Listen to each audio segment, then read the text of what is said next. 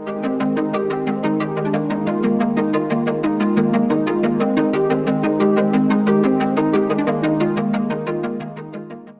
Morning students, आप सभी का स्वागत है आपके अपने YouTube channel maths for academy में। आज हम आपको ले लेकर आए हैं कक्षा 9 की गणित विषय की वर्कशीट नंबर 7, तिथि 19/7/2021 के लिए। विद्यार्थी का नाम, कक्षा अध्यापक या विषय अध्यापक का नाम यहाँ पे लिखिए। नमस्कार छात्रों, आज हम रेखिक समीकरण के बारे में चर्चा करने जा रहे हैं। रेखिक समीकरण, लीनियर इक्वेशंस, एक ऐसी गणितीय कथन जिसमें बराबर यानी कि ये इक्वल का साइन है, चिन्ह का प्रयोग किया जाता है, समीकरण कहलाता है।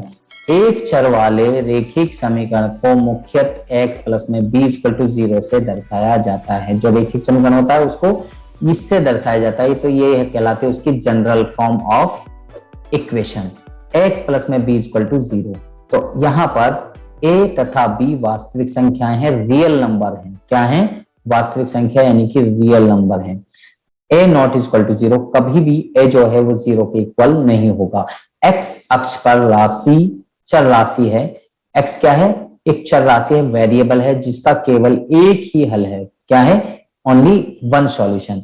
रेखिक समीकरण में चर की अधिकतम घात 1 होती है। रेखिक समीकरण जो लीनियर इक्वेशन होती है, लीनियर इक्वेशन में जो घात होती है वो कितनी होती है? 1 होती है। लीनियर इक्वेशन में जो घात होगी x की या y की, जो भी वेरिएबल होगा उसकी पावर जो कितनी होगी वो 1 होगी। यहाँ पर एग्जांपल ले रखा है, जैसे 5x - 3 = 7 दे रखा है। तो यहाँ पर ये समीकरण है पूरा की पूरा। इसमें बात करें तो बाएं पक्ष है हमारा 5x के साथ और दाएं पक्ष है हमारा 7। तो यहाँ पर 5x - 3, तो चर हमारा x है जिसकी घात 1 है। तो ये यहाँ पर अभी आपको इतना बताया गया है, इसको समझ लिया आपने। तो आगे यहाँ पर चलिए हम आगे समझते हैं और आगे यहाँ पर क्या आपको दिया गया है तो वो हम यहाँ पर समझने की कोशिश करेंगे और आपको समझाने की कोशिश करेंगे।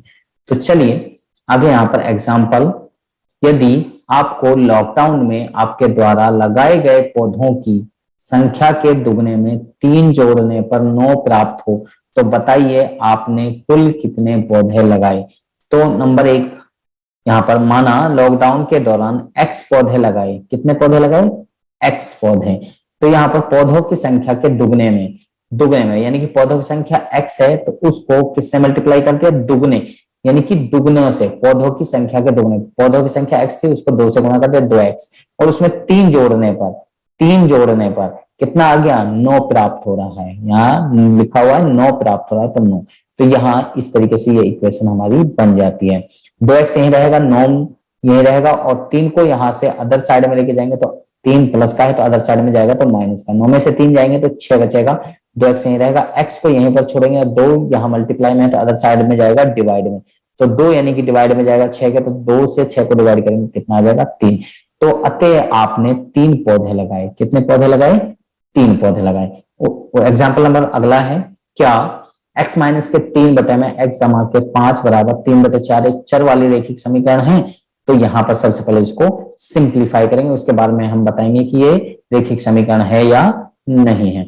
हल सबसे पहले हमने लिखा, इसके बाद में हमने इसको क्रॉस मल्टीप्लाई लिखा। क्या? क्रॉस मल्टीप्लाई यानी कि इसको इससे मल्टीप्लाई और इसको इससे मल्टीप्लाई हमने किया। क्रॉस मल्टीप्लीकेशन या इसको हिंदी में कहते हैं वर्ग गुणन विधि द्वारा हमने हल किया। 4 को इससे मल्टीप्लाई करेंगे तो यहाँ पर ये इस संख्या को सैमेजिटिव लिखा और 4 से मल्टीप्लाई किया, बराबर यहाँ पर इस 3 को पहले लिखा और x जमा के 5 को यहाँ पर बाद में लिख दिया। अब यहाँ पर मल्टीप्लाई करेंगे तो 4 की मल्टीप्लाई x से भी होगी, 4 से मल्टीप्लाई होगी तो 4x हो जाएगा। यहाँ लिख देते हैं 4x। फिर यहाँ पर 4 से 3 की गुणा होगी तो 4 के 12, लेकिन यहाँ बीच में साइन माइनस का, यहाँ प्लस का, तो माइनस और प्लस की माइनस मल्टीप्लाई करते थे, माइनस का साइन। 3 की और x की गुणा करेंगे तो 3x, 3 की 5 की गुणा करते तो 15, और यहाँ प्लस का साइन, यहाँ पर भी प्लस का तो प्लस का साइन। अब यहाँ पर क्या करेंगे, यहाँ जो ये न्यूमेरिकल नंबर हैं इनको अदर साइड में लेके जाएंगे, इसको अदर साइड में लेके जाएंगे और इसको इधर लेके आएंगे। तो यहाँ पर क्या होगा, यहाँ जो 3x है वो पॉजिटिव है तो अदर साइड में जाएगा तो यहाँ पर माइनस का है, और यहाँ पर ये 12 जो है नेगेटिव था तो अदर साइड में गया तो पॉजिटिव हो गया। तो यहाँ पर 12 और 15 को अगर हमने जोड़ा तो ये हमारा 27 हो गया। इस में से 4x में से 3x को घटाया तो कितना आ गया? x। तो यानी कि x बराबर हमारा 27 आ गया। तो यहाँ पर x - के 27, अगर x 27 को इधर रखेंगे तो x माइनस 27 हो जाएगा बराबर 0, जो कि एक चर वाली रैखिक समीकरण है। अगर ये पूछा गया कि समीकरण है तो इसको इधर ले जाने की जरूरत नहीं थी, सबको अदर साइड में इधर ही ले जाते और इधर 0 रख देते तो तब भी ये सॉल्यूशन हो जाता। आगे यहाँ पर समय प्रयास कीजिए, इनको अभी आगे प्रयास करेंगे और आगे हम आपको बताएंगे, या फिर यहीं पर बता दें अगर आप चाहें तो यहीं पर भी हम इनको आपको सॉल्यूशन करके बता सकते हैं। इनको आगे करेंगे, यहाँ पर जगह कम है तो आगे इनका सॉल्यूशन हम आपको बताएंगे। तो चलिए यहाँ पर एग्जाम्पल नंबर अगला है, यहाँ आप देख सकते हैं उदाहरण, आपके चौकोर मास का परिमाप 53 सेंटीमीटर है। यदि इसकी चौड़ाई 9 सही 1/2 सेंटीमीटर हो तो इसकी लंबाई ज्ञात कीजिए। आपको परिमाप इतने दे रखे, चौड़ाई इतनी है, लंबाई ज्ञात करनी है। तो माना मास की लंबाई x मीटर, तो जो चीज नहीं दी हुई होती उसको मान के चला जाता है। तो चौकोर मास का परिमाप 2 गुणा के लंबाई जमा चौड़ाई, तो 2 गुणा के लंबाई x और चौड़ाई 9 सही 1/2, इसको हम जो है मिक्स्ड फ्रैक्शन में इसको फ्रैक्शन में कन्वर्ट कर लेंगे। तो ये हमारा हो गया 2 नीम 18 और 1 19, 19/2। तो यहाँ पर इस 2 को बाहर लिखा और ये किसके इक्वल है, 53 के इक्वल है, तो 53 के हमने सामने रख दिया। इस 2 से ये 2 जो है कैंसिल हो गया, यहाँ पर ऊपर बच गया सिर्फ 2x जमा के 19, ठीक है, 2x जमा के 19 बच गया। और 2x जमा के 19 को अदर साइड में लेके जाएंगे, इधर लेके जाएंगे तो 53 में से 19 जो है माइनस हो जाएगा, तो यहाँ पर 2x यही रहा, 19 में से 53 में से 19 को घटाए तो 34 आ गया। 2 से 34 को भाग करा तो कितना आ गया, 17। तो यानी कि x बराबर कितना आ गई, वैल्यू 17। तो इसलिए चौकोर मास की लंबाई कितनी है, 17 सेंटीमीटर है। तो इस तरीके से हम इसको आराम से कर सकते हैं। तो यहाँ पर लिखा हुआ निम्न कथन को के लिए स्टेटमेंट बनाइए और अपने दोस्तों से साझा कीजिए। जैसे यहाँ पर मैं अगर बात करूं तो यहाँ पर किसी के पास में x रुपए है और उनमें से 5 घटा दिए तो 0 हो जाता है, यानी कि किसी के पास में x रुपए है और उनमें से अगर 5 घटा दिए जाएं तो 0 हो जाता है। ये स्टेटमेंट हो गई x समा के साथ, यानी कि मेरी उम्र में 7 वर्ष जोड़ने पर मेरे बड़े भैया की उम्र जो है वो 40 हो जाती है। मेरी उम्र में 7 वर्ष जोड़ने पर मेरे बड़े भैया की उम्र आ जाती है 40 वर्ष। तो इस तरीके से हम ये ऐड कर सकते हैं, ये स्टेटमेंट बना सकते हैं। 2m जमा के 3, यानी कि मेरे पास में जो पैसे हैं उनका दुगना किया, फिर उनमें 3 जोड़ा तो वो टोटल 56 हो जाता है। तो इस तरीके से इसकी स्टेटमेंट हो गई। यहाँ पर कह रहे हैं कि जो मेरी माता की उम्र है या जो मेरी उम्र है वो मेरी माता की कितनी है, मेरी मम्मी की 1/5 है, 1/5 है, 1/5 है। मेरी उम्र अपनी मम्मी की 1/5 है। तो इस तरीके से एग्जाम्पल्स हम कोई भी बना सकते हैं। तो यानी कि हम या फिर कह सकते हैं कि मेरे पास जो पैसे हैं वो तुम्हारे पास जो पैसे हैं उनके 1/5 है, यानी कि 1/5 है। तो यानी कि 5वां हिस्सा है। कौन सा, यानी कि आपके जो पैसे हैं, आपके पास जो पैसे हैं उनके पैसों के मुताबिक मेरे पास जो पैसे हैं वो 5वां हिस्सा। जैसे अगर आपके पास में 10 रुपए हैं तो मेरे पास में यानी कि 2 रुपए हैं, तो 5वां हिस्सा आपके पास में ज्यादा है। ठीक है जी। तो यहाँ पर इसी तरीके से इनका भी, यानी कि किसी संख्या में से 3 घटा दिया जाए और 6 से भाग कर दिया जाए तो 1/2 आ जाएगा। तो इस तरीके से भी आप कह सकते हैं। तो यहाँ पर कोई भी एग्जाम्पल आप अपने माइंड से सेट कर सकते हैं और अपने तरफ से यहाँ पर एग्जाम्पल सेट कर सकते हैं। कोई भी, आप इसके लिए बिल्कुल आजाद हैं, आपको कहीं पे कुछ करने की आवश्यकता नहीं है। चलिए फर्स्ट क्वेश्चन यहाँ पर हम करते हैं। यहाँ पर है, निम्न समीकरणों को हल करके पता लगाइए कि वे चर वाली रैखिक समीकरण है या नहीं। देखो मैं अपना यहाँ पर इजी वाला मेथड आपको बताता हूँ। यहाँ पर जो लिखा हुआ है उसी के हिसाब से हम करेंगे। नंबर 1 सवाल जो है हमारा, सबसे पहले m-5 अपॉन में m+7 और इक्वल टू 3/2। सबसे पहले हम क्या करेंगे, क्रॉस मल्टीप्लाई करेंगे। तो क्रॉस मल्टीप्लाई, इसको इससे मल्टीप्लाई करेंगे और इसको इससे मल्टीप्लाई करेंगे, यही है ना। तो अब हम चलिए, अब हम इसको मल्टीप्लाई करते हैं, 2 की इससे गुणा करते हैं। तो यानी कि 2 ब्रैकेट में m-5 ये हमने लिखा, इधर 3 ब्रैकेट में m जमा के 7 हमने लिखा। ठीक है जी। 2 से इसको गुणा करेंगे तो 2m हो जाएगा, इसकी 2 की और -5 की गुणा करेंगे तो 5 दूनी 10 हो जाएगा माइनस का, 3 की m की गुणा करेंगे तो 3m, और 3 की 7 की गुणा करेंगे 3 सत्ते 21। अब यहाँ पर सभी को एक तरफ ले जाइए तो 2m माइनस के 10 प्लस के, ये प्लस का है तो अदर साइड में जाएगा तो ये किस में जाएगा, माइनस में जाएगा, किस में जाएगा, माइनस में, तो ये 3m हो जाएगा, ये 21 प्लस का है तो अदर साइड में जाएगा तो माइनस का हो जाएगा, इक्वल टू इधर बचेगा 0। 2m और 3m ज्यादा है तो माइनस के m आंसर आ जाएगा। ठीक है जी, और इसके बाद में यहाँ पर ये भी माइनस का, ये भी माइनस का, माइनस के 10 और माइनस के 21 दोनों माइनस के, दोनों जुड़ जाएंगे तो कितने हो गए 31 इक्वल टू 0। दोनों माइनस के हैं तो माइनस कॉमन ले लेंगे तो सिर्फ m बराबर m प्लस में 31 बराबर 0। तो ये हमारा आ गया, तो ये समीकरण है या नहीं है रेखिक समीकरण, तो ये रेखिक समीकरण होगा। तो इस तरीके से हम इसको एग्जाम्पल को ले सकते हैं, ऐसे सॉल्व कर सकते हैं। दूसरा सवाल है, दूसरा सवाल हम अगली शीट पे आपको करके दिखाते हैं। इनको यहाँ पर हम एक ब्लैंक शीट ले लेते हैं और उसमें आपको करके दिखाते हैं।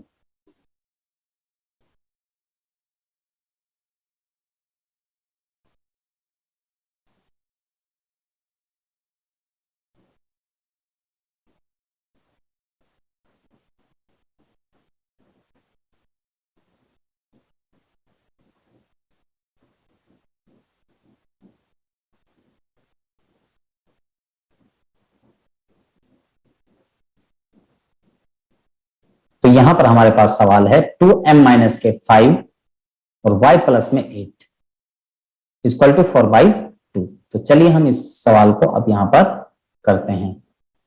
तो पहले सबसे पहले क्वेश्चन को लिख लेते हैं, क्या है 2y माइनस के 5 अपॉन में, क्वेश्चन थोड़ा सा देख लेते हैं दोबारा से, y प्लस में 8 इक्वल टू 4/2, y प्लस में 8 4/2, y प्लस में 8 और इक्वल टू 4/2। अब इसका भी सॉल्यूशन इसी तरीके से करना है, तो सबसे पहले हम इसको क्रॉस मल्टीप्लाई करेंगे, इसको इससे क्रॉस मल्टीप्लाई और इसको इससे क्रॉस मल्टीप्लाई करेंगे। क्रॉस मल्टीप्लाई करने के बाद में इसका सॉल्यूशन हो जाएगा।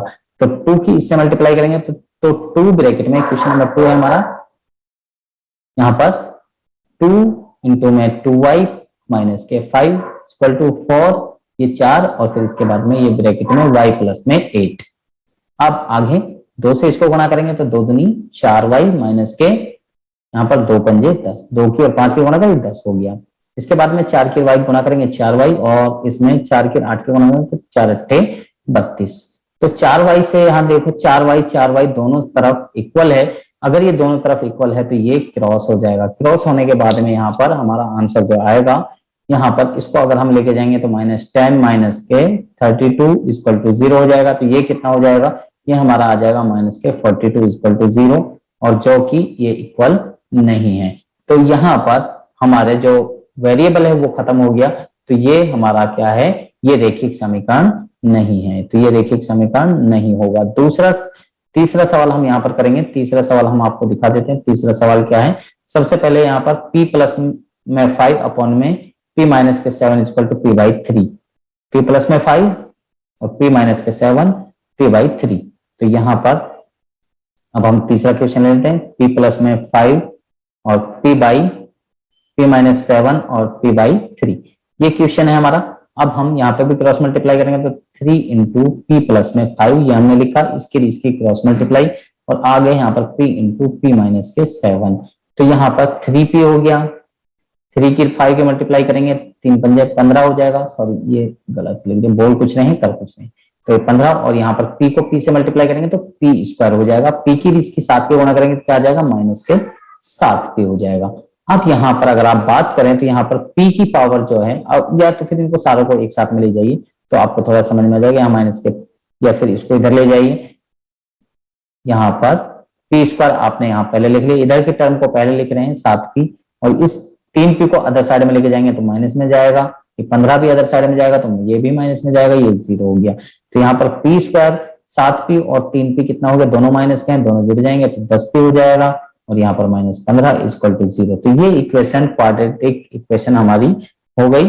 तो ये क्वाड्रेटिक इक्वेशन हो गई, द्विघात समीकरण हो गया, तो ये रेखिक समीकरण नहीं है, तो ये भी रेखिक समीकरण नहीं होगा। ठीक है जी, तो अगला क्वेश्चन देखते हैं। अगला क्वेश्चन क्या है? अगला क्वेश्चन हमारा चौथा क्वेश्चन है x प्लस में 3 और y प्लस में 5 2x अपॉन में y। तो अब यहाँ पर इनको लिख लेते हैं और इनको भी सॉल्यूशन कर देते हैं। तो यहाँ पर क्वेश्चन है हमारा चौथा, x प्लस में 3 अपॉन में y प्लस में 5 और यहाँ पर 2y अपॉन में 3 है शायद, एक मिनट दोबारा देख लेते हैं। 2x अपॉन में y, x प्लस में 3 y प्लस में 5 2x अपॉन में y। तो ये क्वेश्चन हमारा है, तो यहाँ पर अपॉन में y है, तो यहाँ पर ये x है। ठीक है जी, 2x अपॉन y, सॉरी एक मिनट, 2x अपॉन में y, ये हमारा क्वेश्चन है। तो इस तरीके से ये क्वेश्चन दिया हुआ है, अब इसको हमें हल करना है। तो किस तरीके से हल करना है? तो यहाँ पर मैंने आपको बताया क्रॉस मल्टीप्लाई करना है, तो y ब्रैकेट में x प्लस में 3 हो जाएगा, इधर 2x इंटू में y प्लस में 5। अब आगे सॉल्व करेंगे तो y की x की मल्टीप्लाई करेंगे तो xy प्लस में 3y इक्वल टू 2x की, और y की मल्टीप्लाई करेंगे तो 2xy हो गया, प्लस में 2 की 5 की मल्टीप्लाई करेंगे तो 2 5 10 और x। ये हमारा इतना आ गया। अब हम यहाँ बात करें तो यहाँ पर अब सबको एक तरफ लेके जाएं, तो xy प्लस में 3y माइनस के 2xy, इसको अदर साइड में ले गए, इधर 10x और इक्वल टू 0। तो यहाँ xy ये माइनस के 2xy ज्यादा है तो 3y ये बच गया, तो 3y को सबसे पहले हमने 3y लिख लिया, इसमें से इसको माइनस करेंगे तो माइनस के xy बचेगा और यहाँ पर माइनस के 10x बच गया इक्वल टू 0।